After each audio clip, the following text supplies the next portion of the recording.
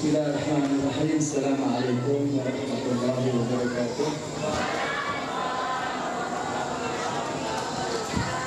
Bismillah, alhamdulillah, wassalatu wassalamu ala rasulillah Muhammad bin Abdullah wa ala alihi wa sahbihi wa mawala. Ashhadu an la ilaha illallah wa ashhadu anna sayyidana Muhammadan abduhu wa rasuluh la nabiyya ba'dah. Allahumma salli wa sallim wa barik ala sayyidina Muhammadin wa ala alihi wa sahbihi ajma'in. Mudah-mudahan dapat jodoh yang soleh dan solehah. Mudah-mudahan Allah jadikan rumah tangganya rumah tangga yang sakinah, mawaddah, warahmah. Diberikan rezeki yang luas, rezeki yang barokah, rezeki yang banyak, rezeki yang bisa mendekatkan diri kita kepada Allah Subhanahu wa taala, dan dijadikan hamba-hamba yang istiqamah, diberikan kebahagiaan dari dunia sampai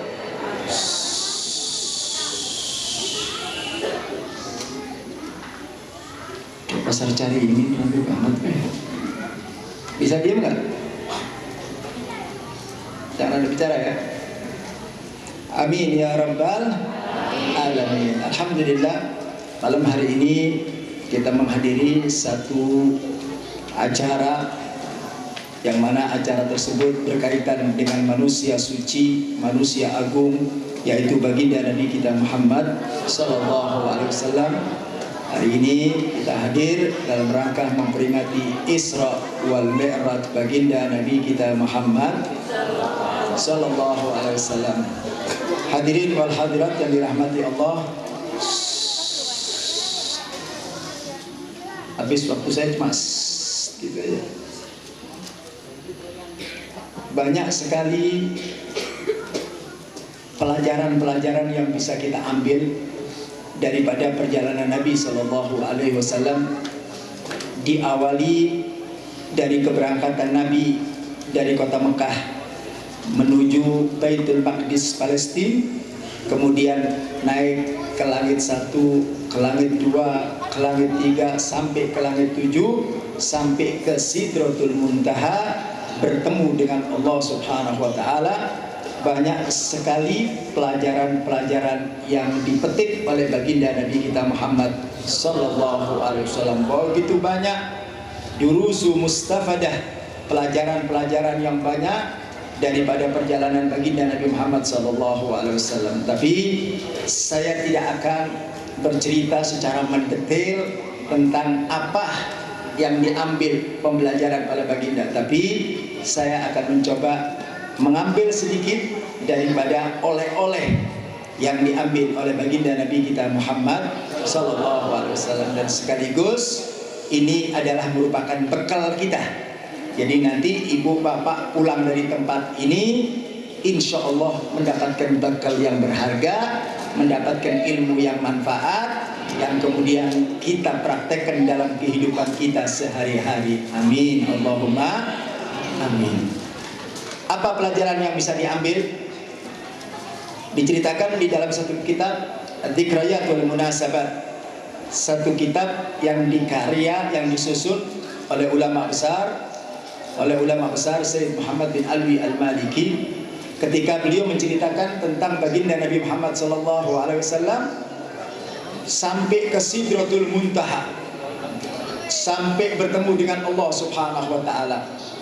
Ketika Nabi bertemu dengan Allah Subhanahu wa taala di Sidratul Muntaha, di arsy-Nya Allah Subhanahu wa taala, Nabi sempat dikagetkan.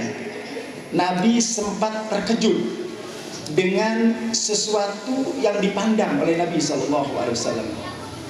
Ada sesuatu pemandangan yang membuat Nabi terkejut, yang membuat Nabi penasaran, dan sekaligus membuat Nabi kaget, dan langsung Nabi mempertanyakan itu kepada Allah Subhanahu wa taala. Apa yang dilihat oleh Nabi kita Muhammad sallallahu alaihi wasallam? Ketika Nabi sampai di Sidratul Muntaha, Nabi melihat satu gambaran anak muda. Satu gambaran anak muda, mukanya yatala'la binurillah, mukanya bercahaya, tampan, gagah. Nabi ketika menatap orang tersebut, Nabi sempat kaget, Nabi sempat bingung. Nabi lihat itu pemandangan aneh sekali. Mukanya tampan, gagah, masih muda. Di dalam hati Nabi, Nabi mengatakan, ahada nabiyun aw malakun. Ini orang nabi apa malaikat ini? Dia mendapatkan satu kemuliaan, satu kedudukan yang tinggi di tempatnya Allah, di Sidratul Muntaha. Satu anak muda dengan muka yang bercahaya. Ini bukan sembarang orang berarti ini. Makanya Nabi mengatakan, ini kalau bukan nabi, malaikat. Kalau manusia nggak mungkin ini. Nah, untuk menjawab pertanyaan itu, Nabi bertanya kepada Allah Subhanahu wa ta'ala, ya Allah, aku melihat satu pemandangan yang sangat luar biasa, dan aku merasa takjub dengan pemandangan ini. Satu pemuda, siapa pemuda ini? Apakah dia nabi? Apakah dia malaikat? Kemudian Allah jawab kepada baginda Nabi kita Muhammad sallallahu alaihi wasallam sambil mengatakan, ya Rasulullah, ya Muhammad, ketahuilah bahwa yang engkau lihat seorang pemuda yang tampan, yang dihiasi dengan cahaya Allah, itu bukan malaikat, itu bukan nabi. Rasul makin bingung, bukan malaikat, bukan nabi, tapi tempatnya tinggi di sisi Allah, mukanya tampan, bercahaya. Kemudian Nabi mengatakan, kalau bukan nabi, kalau bukan malaikat, siapa itu ya Allah? Maka Allah mengatakan, ya Muhammad, hada min ummatika. Ini adalah salah satu daripada umatmu. Masya Allah. Jadi ada umat Nabi yang nanti mendapatkan kemuliaan dan kedudukan yang agung di sisi Allah. Dia berada di arsy-Nya Allah dengan muka yang tampan dan bercahaya, masih muda, nggak tanggung-tanggung. Allah kasih kabar gembira kepada Nabi, ya Muhammad, yang engkau lihat itu bukan malaikat, bukan nabi, tapi itu adalah satu gambaran bahwasanya umatmu nanti ada yang seperti ini. Masya Allah. Nabi gembira. Ada kabar gembira dari Allah, berarti itu umatnya Nabi. Nabi gembira. Cuma Nabi ingin tahu. Nabi kepingin tahu dari Allah, ya Allah, apa kira-kira perbuatan orang tersebut? Apa amalan orang tersebut? Sehingga dia mendapatkan kemuliaan yang agung itu untuk aku sampaikan kepada umat.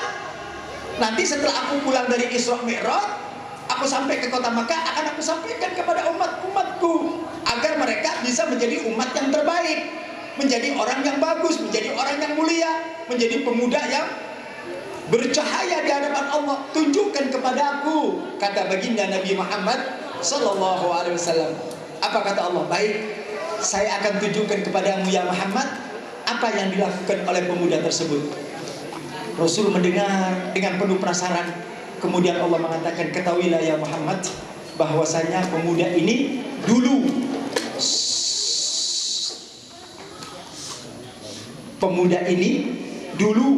waktu di dunia dia melakukan 3 perkara. Berapa Bu? Dicatat itu? Apa Bu ya? Saya yakin ibu bapak cerdas semuanya. Perhatikan Bu, 3 perkara yang menjadikan pemuda tersebut menjadi mulia di hadapan Allah. Gak tanggung-tanggung umatnya Nabi Muhammad SAW. Dibuka ke Allah Ta'ala rahasianya. Supaya apa? Supaya itu disampaikan kepada umat Nabi Muhammad, dan umat Nabi Muhammad menjadi umat yang terbaik, menjadi umat yang mulia, menjadi umat yang mendapatkan kemuliaan di sisi Allah Subhanahu wa ta'ala. Ada 3 hal, ada 3 perkara yang dilakukan oleh pemuda tersebut. Apa yang pertama? Perhatikan baik-baik Bu. Apa yang pertama Pak? Yang pertama, pemuda itu waktu di dunia lisanun rotbun bidzikrillah.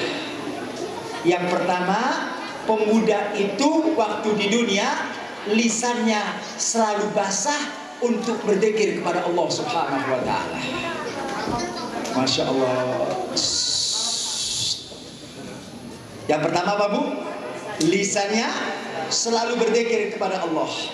Makanya Nabi Muhammad SAW memberikan kabar gembira kepada kita, memberikan kabar gembira kepada kita, ada 7 golongan manusia yang nanti di akhirat akan mendapatkan kemuliaan dari Allah. Salah satunya apa? Syabun, seorang pemuda. Ini gambarannya. Seorang pemuda yang nasya'abi ta'atillah, seorang pemuda yang semangat ibadah kepada Allah. Kalau yang tadi seorang pemuda yang banyak berzikir kepada Allah. Kalimatnya apa? Pemuda, bukan aki-aki, bukan. Kalimatnya sama? Pemuda. Jadi Allah kagum, Allah senang apabila melihat seorang pemuda yang ahli dzikir.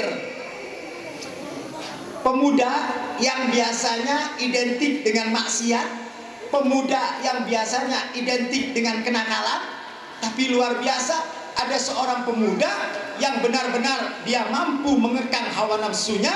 Dia tidak menjadi orang yang nakal, menjadi pemuda yang bina, enggak, tapi lisannya diganti untuk selalu berzikir kepada Allah Subhanahu wa ta'ala. Ini kemuliaan seorang pemuda, Allah. Sekali lagi, yang disinggung di sini anak muda, bukan orang tua. Kalau orang tua ahli dzikir, pantas, benar tak? Orang tua ahli dzikir, pantas. Sebentar lagi juga wassalam. Mau kemana orang tua? Ya, justru orang tua harus banyak berzikir karena dia sadar sebentar lagi akan kembali ke kuburan. Tapi yang menjadi kagum itu kalau ada anak muda, darahnya masih panas, kerjaannya masih giat, tenaganya masih kuat, masya Allah. Tapi justru kekuatannya itu dijadikan untuk apa? Untuk selalu zikir, ingat kepada Allah, kontak kepada Allah. Kenapa? Anak muda yang selalu kontak kepada Allah, anak muda yang selalu berzikir kepada Allah, maka anak muda tersebut akan selamat, tidak terjerumus ke dalam perbuatan dosa.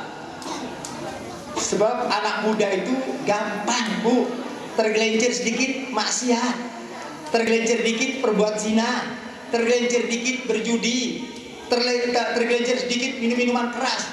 Lihat anak-anak muda yang kita lihat, semuanya terjerumus ke dalam perbuatan maksiat.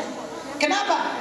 Mereka tidak mampu menahan hawa nafsunya, sehingga mereka dengan mudah dan gampang. Karena lingkungan anak muda itu bahaya. Apalagi anak muda zaman sekarang, masya Allah, zikir sudah berat, Bu, anak muda zaman sekarang. Ya. Mereka sibuk dengan kegiatan-kegiatan kepemudaannya. Ya. Mereka bergaul dengan pergaulan-pergaulan yang naudzubillah, pergaulan-pergaulan yang gak karu-karuan, sehingga mereka tidak punya waktu untuk berzikir kepada Allah. Berapa banyak kita lihat anak-anak muda zaman sekarang terjerumus ke dalam perbuatan maksiat, pergaulannya bahaya. Anak muda sekarang pergaulannya luar biasa. Ya. Yang ditiru orang-orang yang rusak, yang menjadi idola mereka orang-orang yang naudzubillah, orang-orang yang ahli maksiat, yang menjadi figur mereka orang-orang ahli maksiat. Makanya Allah memberikan kemuliaan manakala ada seorang pemuda yang hidupnya selalu kontak kepada Allah, selalu berzikir kepada Allah. Perhatikan, orang yang selalu berzikir kepada Allah, maka semua anggota tubuhnya akan dijaga oleh Allah Ta'ala, sehingga dia tidak terpreset untuk masuk melakukan kemaksiatan. Kenapa? Lisannya berzikir. Ingat, arti kata zikir itu ingat sama Allah. Dia kontak sama Allah. Mau terjerumus ke dalam perbuatan maksiat bagaimana? Kalau mulutnya terus mengumandangkan kalimat-kalimat Allah, baca la ilaha illallah, baca subhanallah, baca Quran, baca sholawat, baca istighfar, nggak mungkin anak muda tersebut akan terjerumus ke dalam perbuatan dosa. Manakala lisannya selalu dan selalu ingat kepada Allah Subhanahu. Satu contoh, Bu, kalau kita bawa tasbih, baca subhanallah, subhanallah, subhanallah, kira-kira bisa masuk diskotik gitu? Orang bawa tasbih, pakai peci, baca subhanallah, subhanallah, jalan ke bioskop, bisa nggak? Bisa. Orang kalau baca subhanallah, subhanallah pakai peci, maksudnya kemana? Ke masjid, ke majelis. Jadi jangan dianggap ringan, jangan dianggap sepele. Orang yang berzikir kepada Allah itu jangan dianggap sepele, karena zikir itu akan menahan orang untuk tidak melakukan maksiat. Perhatikan, Bu, Ibu, kalau menghiasi bibir kita dengan zikir, maka yang namanya dosa itu akan tersingkir dengan sendirinya. Ngomongin orang hilang, ngerumpi hilang, buka aib orang hilang. Kenapa? Ditutup dengan zikir. Kita ini kalau diajak zikir itu paling berat, benar nggak? Diajak zikir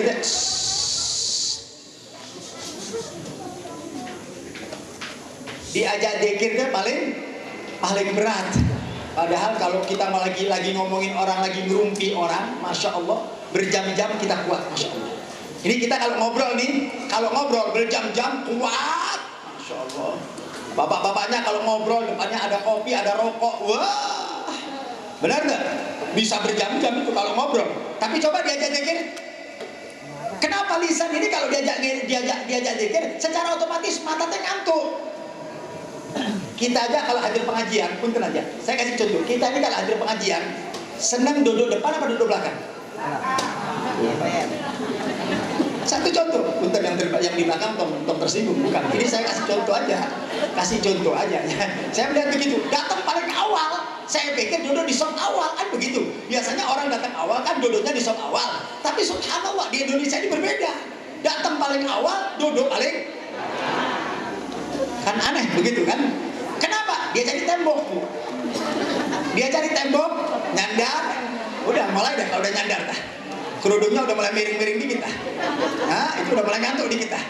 Nanti kiainya ngomong, ceramahnya, habibnya ngomong, dengerin pertama 10 menit pertama masih kuat. 15 menit, 20 menit ya mulai dah. Benar dah.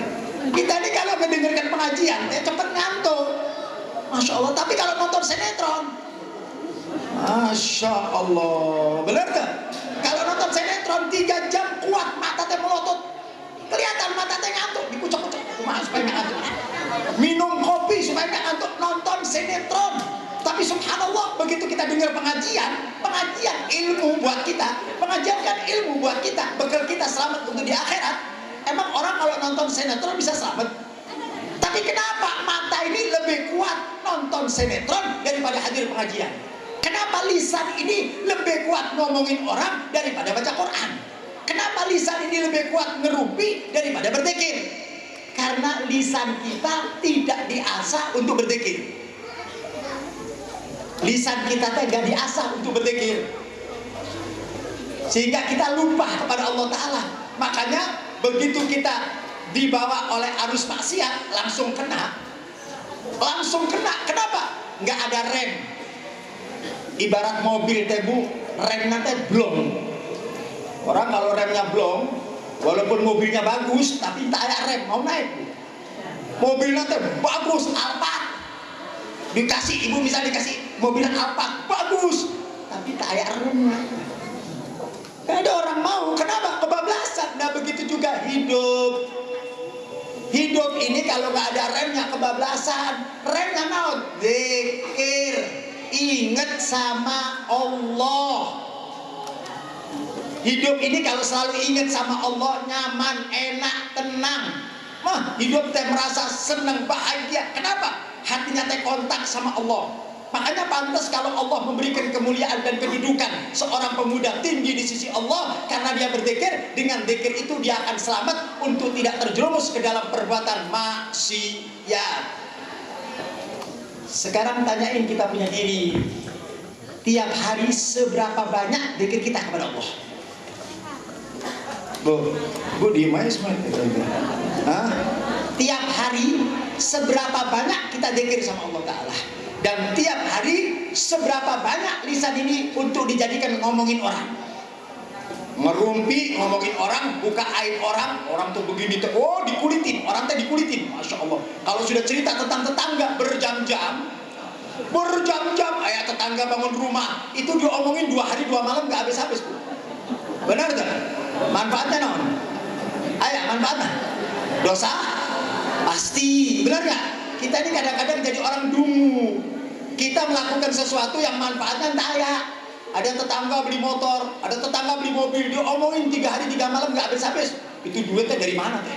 Motornya dari mana? Jangan-jangan teh, nah manfaatnya, apa manfaatnya?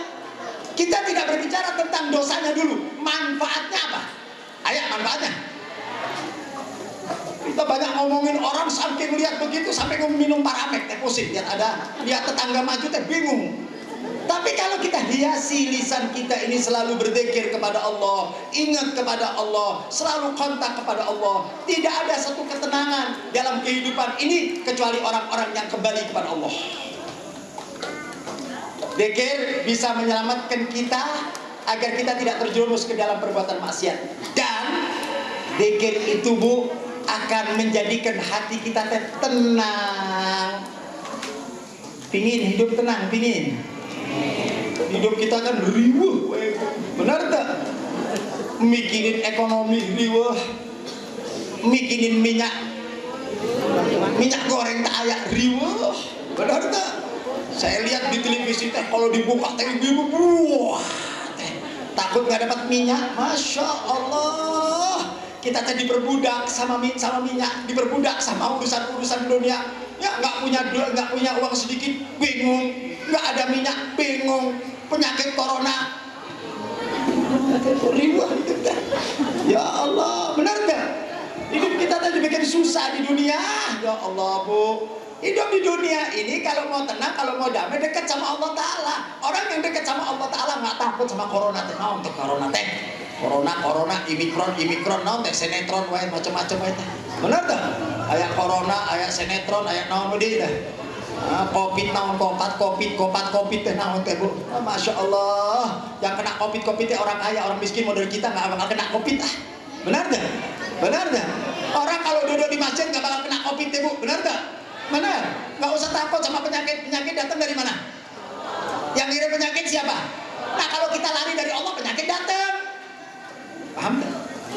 Yang ngirim virus teh Allah. Kitanya takut, kitanya lari sama Allah, nggak mau dekat sama Allah, dikasih penyakit bu Allah Ta'ala. Tapi kalau kita ingat sama Allah Ta'ala, zikir sama Allah Ta'ala, diberikan kekuatan, diberikan imun yang kuat sama Allah Ta'ala. Ya, penyakit itu ada, betul. Corona itu penyakit ada, betul. Tapi manakala ibu bapak semuanya zikir kepada Allah, selalu kontak kepada Allah, maka Allah berikan kekuatan. Paham deh Bu? Orang kalau udah kuat, walaupun sebesar apapun corona nggak bakal kena. Saya kasih satu contoh Bu. Ibu kalau lihat petinju teh, kira-kira kalau ibu bapak dipukul sekali sama Muhammad Ali tak kumaha? Wah, modar teh Bu. Benar tak? Kenapa? Karena tidak terbiasa. Benar tak? Tapi lihat lawannya begitu dipukul kuat. Kenapa? Karena terbiasa dipukul. Benar nggak? Orang kalau sudah terbiasa dipukul, lama-lama kuat. Nah kalau kita terbiasa berzikir kepada Allah, nggak bakal takut sama urusan penyakit, nggak bakal takut dengan urusan mau minyak tanah, mau minyak naon lah, nggak bakal takut, nggak. Kenapa? Orang yang ingat kepada Allah, orang yang berzikir kepada Allah, artinya hidupnya menyandarkan kepada Allah. Kira-kira kalau ada orang hidupnya nyandarkan sama Allah, bahagia apa tidak? Bahagia Bu. Hidup udah yang ke-14 kali, ke-15 kali berhenti habis. Ya, lihat orang kalau hidupnya nyandarkan sama Allah Ta'ala, nggak ada rasa takut. Allah katakan, lihat para kekasih Allah, orang-orang yang dicintai oleh Allah, la khaufun alaihim walahum yahzanun. Orang yang dekat sama Allah, orang yang ingat sama Allah, dia nggak pernah takut ngurusin dunia, dia nggak peduli. Apa sih urusan dunia ini kecil? Dunia ini ada dalam genggaman Allah. Dunia ini milik Allah. Yang ngasih kita rezeki siapa? Yang ngasih kita sehat siapa? Yang ngasih kita panjang umur siapa? Tuh, kita semua udah bisa jawab bahwa semuanya yang ngasih adalah Allah. Nah, kalau kita ini mendapatkan itu semua yang dekat sama Allah. Jangan kita kepingin sehat, kepingin rezekinya banyak, kepingin panjang umur, tapi kita nggak mau dekat sama Allah Ta'ala. Nggak bisa, karena Allah yang ngasih kita semuanya, maka dekatlah kita kepada Allah. Lewat apa Habib? Lewat yang namanya berzikir. Banyakin zikir teh Bu, hidup Bu. Orang kalau sudah zikir, ala bidzikrillahi tatmainnul qulub, hati tenang. Ya Allah Bu. Kita ini kadang-kadang tua belum waktunya. Kenapa? Terlalu banyak problem. Benar enggak? Penyakit yang datang dalam badan kita itu semua karena apa? Karena banyak pikiran. Orang kalau banyak pikiran, datang penyakit jantung, penyakit liver, akhirnya stroke. Benar gak? Orang kalau banyak pikiran, ngurusin dunia, stres, ujung-ujung nanti gelo. Benar gak, Bu? Benar. Lihat orang-orang yang begitu. Kemarin itu saya dengar di televisi, artis terjun bebas dari apartemen, Bu. Dengar gak, Bu? Ada artis terjun bebas dari apartemen. Cantik, kaya, paham? Cantik, kaya, Masya Allah, duitnya banyak, ujung-ujung terjun bebas. Benar gak? Kenapa? Karena dia tidak mendapatkan ketenangan jiwa. Ini yang mahal tuh ketenangan jiwa. Harta tidak menjamin orang itu bisa tenang. Kecantikan tidak menjamin orang itu bisa tenang. Kedudukan dan pangkat tidak menjamin orang itu bisa tenang. Tapi pasti orang bisa tenang manakala hatinya lengket sama Allah. Kalau sudah hatinya dekat sama Allah, tenang, ngadepin kehidupan ini semua yang terjadi kecil. Semuanya akan bisa kita lalui. Kenapa? Karena kita diberikan kekuatan oleh Allah Subhanahu wa ta'ala. Makanya zikir itu yang banyak. Zikir. Allah katakan di dalam Al-Quran, ngancam orang-orang yang tidak mau berzikir sama Allah. Apa Allah katakan? Wa man a'rada an dzikri fa inna lahu ma'isyatan dhanka. Allah katakan kalau kalian tidak mau berzikir, kalau kalian tidak mau ingat kepada Allah, apa kata Allah? Akan aku berikan musibah kepada kalian. Apa musibahnya? Ma'isyatan dhanka, kehidupan yang serba susah. Kerjaan repot, warung bangkrut, usaha pelit, utang.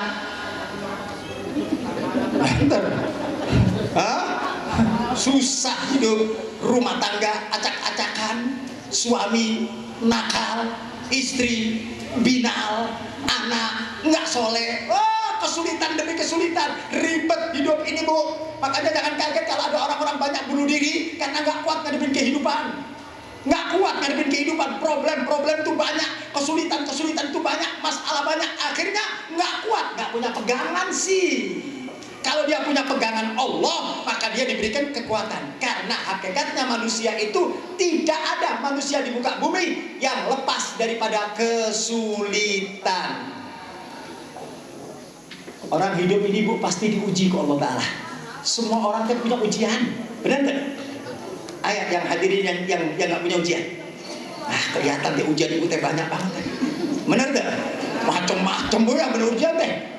Jujur aja kita kalau mau jujur, ujian kita teh banyak. Setiap orang pasti punya ujian, pasti punya masalah. Nggak ada. Mau nabi, mau rasul, mau kiai, mau ulama, mau habib, mau ibu, semuanya pasti punya kesulitan, pasti punya problem, pasti punya ujian.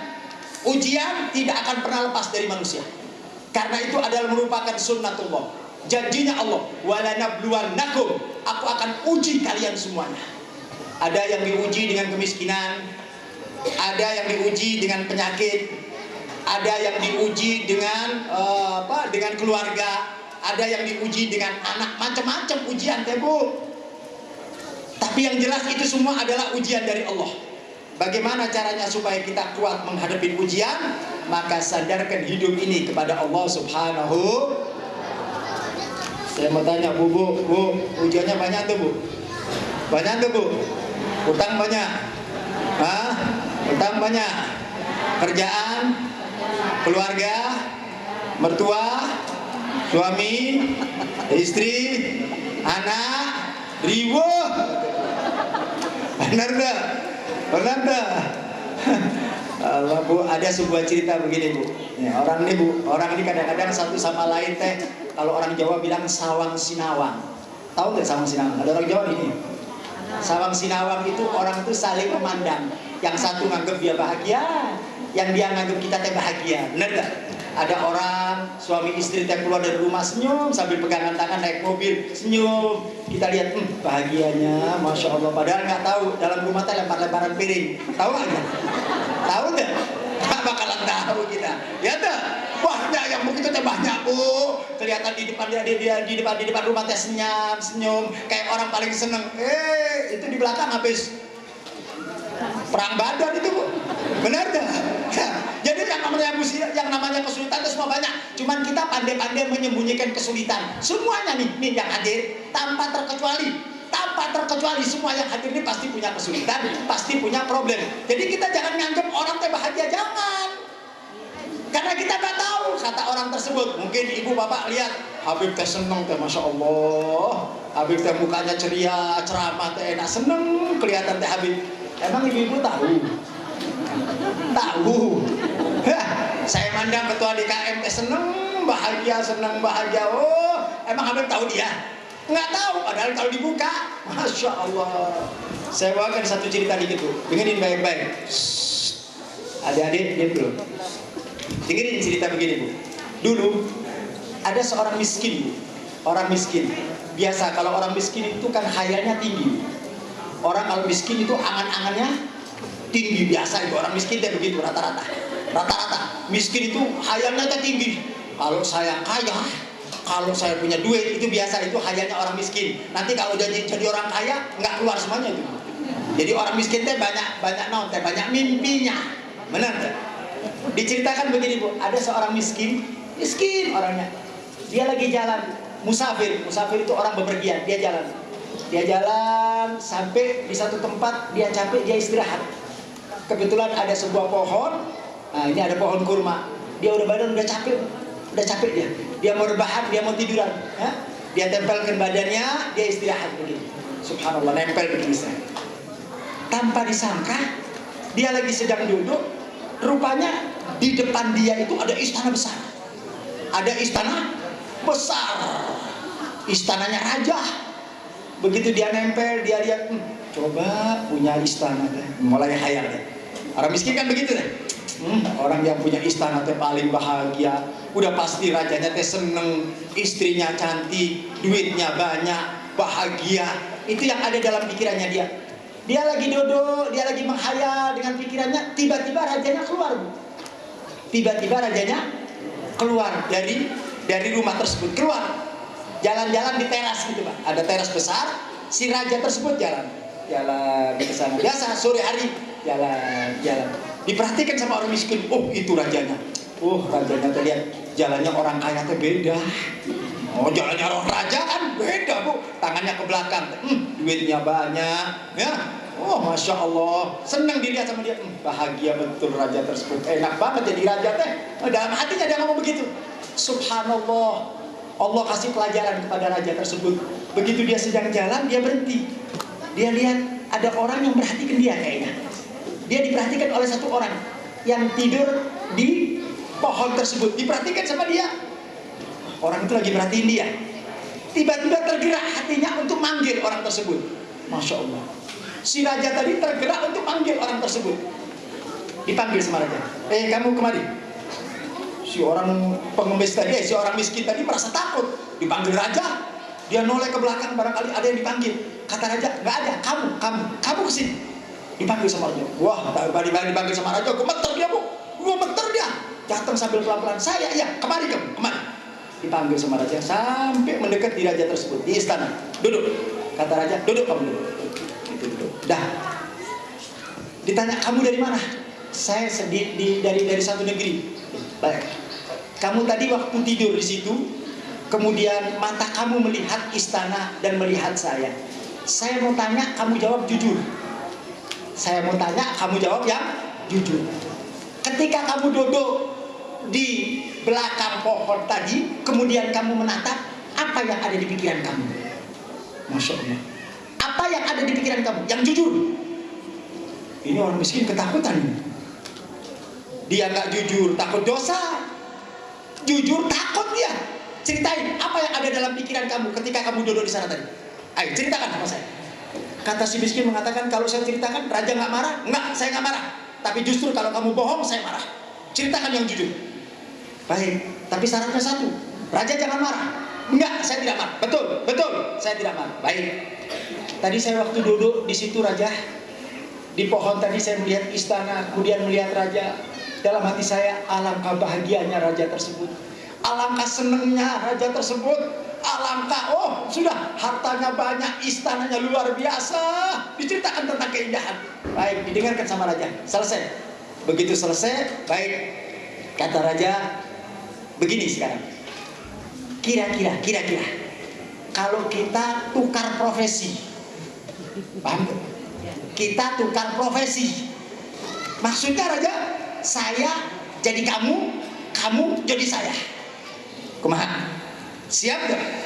Kata si orang miskin, raja ini ngebuang ini, main-mainan, nggak mungkin dong. Kata raja, bener. Kalau kamu siap, saya siap jadi kamu, dan kamu juga siap jadi saya. Ayo kita berputar.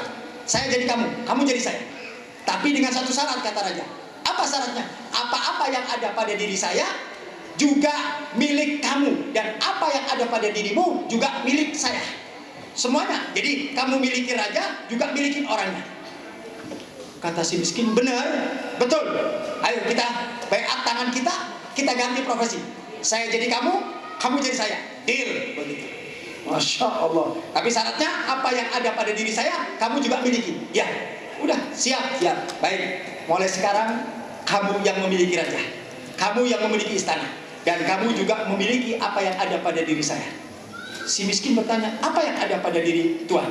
Apa yang ada pada diri raja? Pada diri raja. Raja tadi mengatakan, saya ini punya satu penyakit selama 20 tahun nggak sembuh-sembuh. Selama 20 tahun nggak sembuh-sembuh. Apa penyakitnya? Bisul di belakang selama 20 tahun nggak sembuh-sembuh. Saya punya penyakit bisul di belakang ini 20 tahun nggak sembuh-sembuh. Jadi selama 20 tahun saya tidur tengkurap. Paham gak? Saya tidur tengkurap. Kamu jadi saya. Miliki ini raja, ambil ini raja, ambil istri saya, ambil uang saya. Tapi ya begitu, bisul saya juga kamu. Paham gak? Apa kata si miskin? Angkat tangan. Mending saya miskin seumur-umur daripada saya punya bisul 20 tahun nggak pernah merasakan bagaimana nikmatnya tidur terlentang. Bayangin, Bu. Nah, kita sama orang teh begitu. Kelihatan kita lihat orang teh seneng, bahagia, belum tentu. Itu dalamnya teh riweuh. Benar gak? Nah, orang-orang yang benar-benar senang, benar-benar bahagia, manakala dia mendekatkan diri kita kepada Allah Subhanahu wa ta'ala. Makanya ibu bapak sekalian, jadilah orang yang selalu ingat kepada Allah. Yuk kita introspeksi. Yang zikirnya kurang, perbanyak zikir. Yang baca Qur'annya kurang, banyak baca Qur'an. Jadikan lisan ini rotbun bidzikrillah, basah untuk menyebutkan zikir kepada Allah Subhanahu wa ta'ala. Kita ini kurang banyak, Bu. Kurang banyak zikirnya.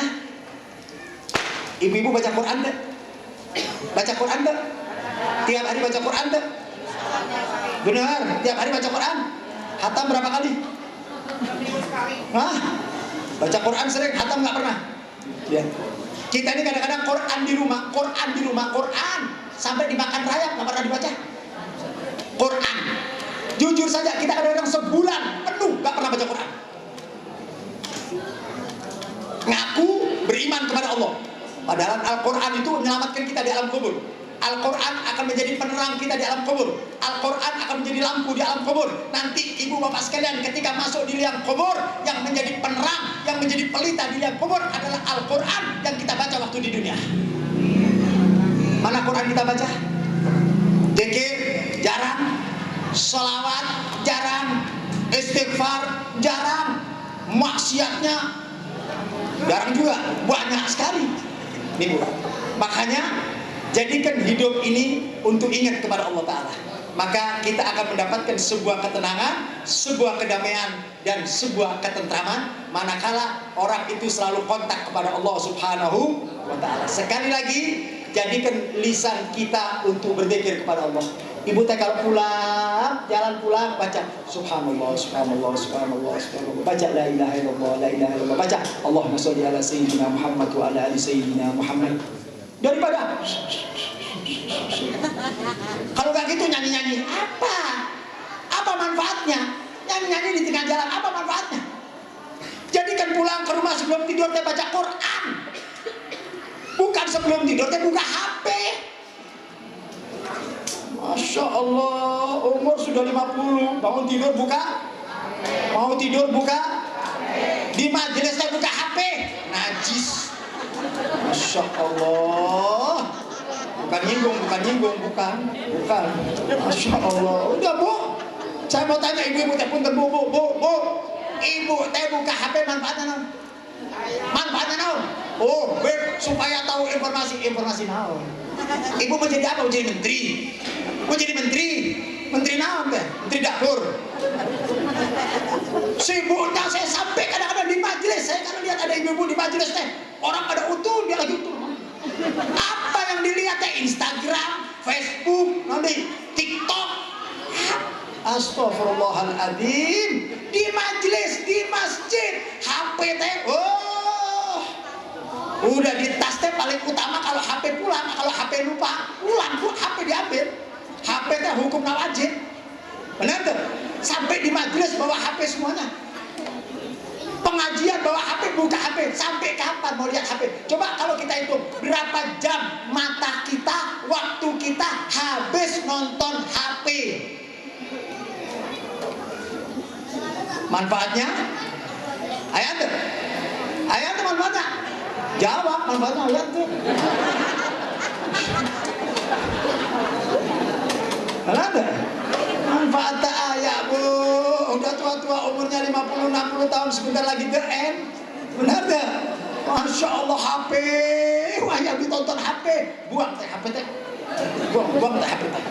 Ya, sekali-kali boleh. Bukan saya ngelarang, sekali-kali. Tapi kalau kita kan enggak. Dari mulai bangun tidur sampai mau tidur HP wae. Sampai mau naik angkot begitu duduk angkot. Bang, pertama dibuka dong.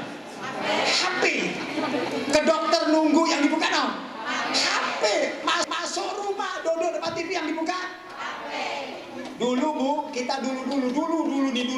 Kalau suami istri duduk teh cerita enak, bener enggak? Suami istri cerita, ayeuna duduk sama istri berjam-jam, istri sibuk, suami sibuk. Bener enggak? Bener. Ini HP teh mutuskan tali silaturahmi. Dodok silaturahmi kia teh satu sama lain dodok bubar eta silaturahmi. Benar tak? Suami istri dodok ngobrol yang enak-enak, cerita yang enak-enak. Enggak, begitu dodok suami sibuk, istri sibuk. Apa yang dibuka? Kalau bukan Facebook, Instagram, gambar-gambar orang tadi dibuka, diulang-ulang, itu saja. Manfaat tayang. Nah, berjam-jam kita pakai untuk itu. Buang Quran. Ntar di alam kubur masuk ke HP deh. Barangkali bisa miss call di alam kubur. Buat WhatsApp di alam kubur deh. Benar gak? Buat chatting-chattingan di alam kubur deh. Benar gak? Masya Allah. Jadilah hidup yang bermanfaat Bu ya. Jadilah hidup yang bermanfaat. Yuk kita bareng-bareng jadi orang soleh, jadi orang sing soleha, supaya hidup teh manfaat. Kalau hidup manfaat, insya Allah bahagia dari dunia sampai akhirat. Ibu bapak sekalian, itulah yang bisa Habib sampaikan. Karena Habib masih ada acara lagi yang harus Habib hadiri. Habib mohon maaf barangkali ada kalimat yang kurang berkenan, yang kurang sopan. Habib mohon dibukakan pintu maaf yang sebesar-besarnya. Insya Allah kita akan bertemu di lain waktu. Amin ya Rabbal. Assalamualaikum warahmatullahi wabarakatuh.